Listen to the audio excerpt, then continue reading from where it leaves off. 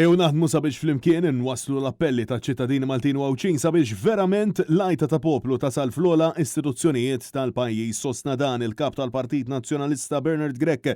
Meta, eżatt wara l-intervista li saritlu fil-każin tal-Partit Nazzjonalista fis-Siġġiewi, huwa ltaqa' ma' diversi nies fejn esprimow it-ħassib tagħhom bis-sitwazzjoni preżenti. Iżda, fl-istess waqt, waslulu messaġġi ta' kuraġġ u ringrazzjament tal-ħidma kontinwa għal ġid tal-familji Maltin u Għawċin.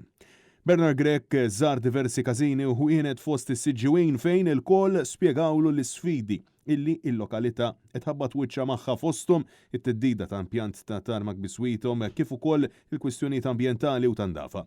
Fil-waqt li ma naqsux l-ilmenti dwar is-sitwazzjoni preżenti f'dak li għandu x'jaqsam is-settur tas-saħħa u l-isfidi qawwija tal-għoli tal-ħajja. Il-kap tal-Partit Nazzjonalista insista illi flimkien ma' deputati nazzjonalisti u l-volontira illi ta' kuljum qed jersqu qrib il-partit se jkompli bil-ħidma għal lokalitajiet xierqa għal ġid taċ-ċittadini Maltin u Għawċin.